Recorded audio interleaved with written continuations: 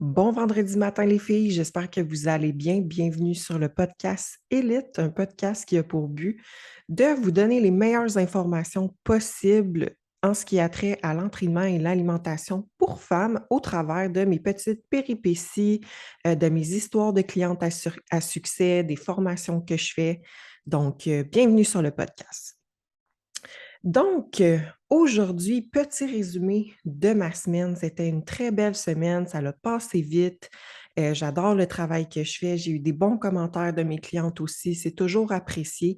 Puis, en fait, cette semaine, je vais vous parler du cas d'une de mes clientes, que j'ai eue. En fait, cette fille-là, elle a fait appel à moi parce que ça faisait plusieurs, années, là, un bon 2 ans, qu'elle était pas capable de perdre du poids. Donc son poids ne descendait pas et elle ne comprenait pas pourquoi, en fait. En fait, ça peut être plusieurs raisons. Donc, c'est pour ça que c'est important d'avoir des suivis avec, un coach, un naturopathe, peu importe la personne que vous choisissez pour vous aider à perdre du poids. Il faut avoir des suivis pour qu'on soit capable de, regarder toutes les variables puis faire certaines corrélations de semaine en semaine ou de mois en mois minimalement. Donc, cette femme-là, elle avait de la difficulté à perdre du poids. Puis, en fait, tout dépendamment, mais moi, j'essaye le plus possible, quand je fais une structure alimentaire, de me baser sur le mode de vie de la personne, sur qu'est-ce qu'elle aime manger, qu'est-ce qu'elle aime pas, elle a-tu des restrictions? Puis en fait, cette personne-là, elle voulait manger, 6 fois par jour. Donc, le matin, une collation, le dîner, une collation et le souper. C'est pas mal, mais en fait, c'est pas fait pour tout le monde, manger du 6 repas par jour. Puis c'est quelque chose qu'on entend énormément souvent, comme quoi que si on veut perdre du poids ou avoir un pourcentage de gras qui est plus bas, qu'on doit manger du 6 repas par jour, mais pas du tout, c'est simplement un mythe. Le mythe étant que si tu manges des plus petites portions plusieurs fois dans ta journée, ton métabolisme va s'accélérer. Mais c'est pas comme ça que ça fonctionne. Le métabolisme va pas s'accélérer parce que tu manges, des plus petits repas plusieurs fois par jour. En fait, ce qui arrive, c'est que dans beaucoup de cas, manger des plus petits repas plusieurs fois par jour, la personne va toujours être laissée sur sa faim. Donc, elle va vouloir grignoter un peu plus au courant de la journée, en plus de ses 6 repas. Fait que ce qui va faire en sorte qu'au final, elle ne sera plus en déficit calorique. Parce qu'on se souvient, pour perdre du poids, on veut créer un déficit calorique. Donc, c'est un calorie in, calorie out, tout simplement. Puis après ça, là, oui, il y a certains cas plus complexes, là, mais on n'entrera pas là-dedans aujourd'hui. On va vraiment rester dans le 6 repas par jour. Donc, c'est ça. Fait que, tu sais, moi, je me suis basée là-dessus. On a fait du 6 repas. Puis, ce que je me suis aperçue au courant de ces suivis, c'est que, étant donné qu'elle avait toujours faim sur ses collations, ben, elle grignotait un peu toujours. Fait qu'au final, on était un peu plus élevé de qu'est-ce qu'on voulait dans sa structure alimentaire. Donc, je lui ai demandé, est-ce que ça t'aimerais ça essayer du 4 repas?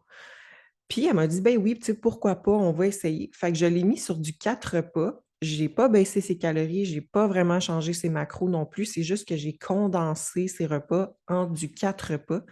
Puis effectivement, elle se sentait plus rassasiée, elle grignotait pas et éventuellement son poids a commencé à descendre. Donc où ce que je veux en venir avec ça, c'est que non, du 6 repas, c'est pas fait pour tout le monde, même que c'est très rare que je l'utilise avec, mes clientes, là. Hem, Tu sais, du 6 repas, je vais l'utiliser avec soit une fille qui a beaucoup de calories à manger, donc effectivement, on va pas la mettre sur du 4 repas, on va la mettre sur des plus petits repas 6 fois par jour parce que quand tu commences à manger du 1 600-1 700 calories sur 4 repas, c'est un peu beaucoup, quoique il y en a qui le font quand même, mais c'est ça, à ce moment-là, je vais mettre du 5-6 repas. Hem, une fille qui a des horaires, très longues de travail, donc qui travaille des 12 heures, ben, effectivement, ça se peut qu'elle ait faim, donc on va la mettre sur plus de repas sur une plus longue période. Fait que, tu sais, ou quelqu'un que, oui, elle est basse en calories, mais elle a pas d'appétit dans la vie, ben, je vais la mettre sur du 6 repas. Puis quand elle va commencer à ressentir plus la faim et cetera, ben là, tranquillement, si elle veut, on va pouvoir la mettre sur du 4 ou 5 repas. Hem, Fait que, tu sais, en perte de poids, on ne serait pas censé de constamment manger dans la journée. Tu sais, on veut une fenêtre de temps qu'on ne mange pas pour, créer une meilleure flexibilité métabolique. Donc, heu tu sais, idéalement, on mangerait dans le jour, puis, on serait un 12 heures sans manger.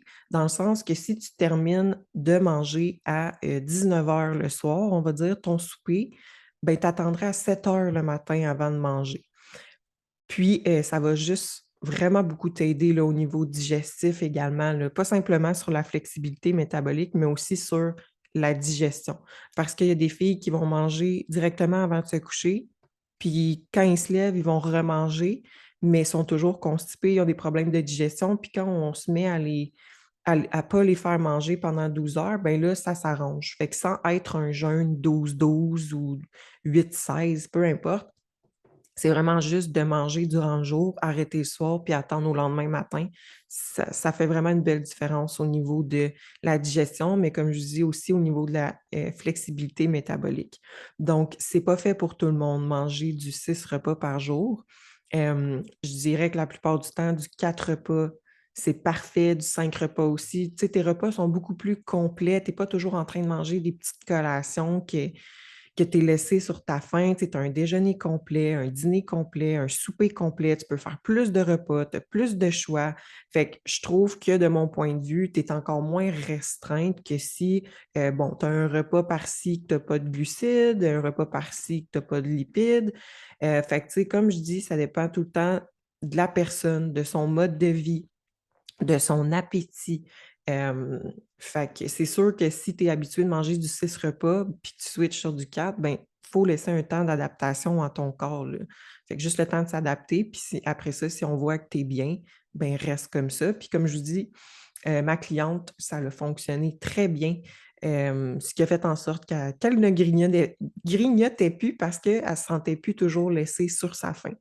Donc, c'est pas vrai que du 6 repas, ça augmente le métabolisme.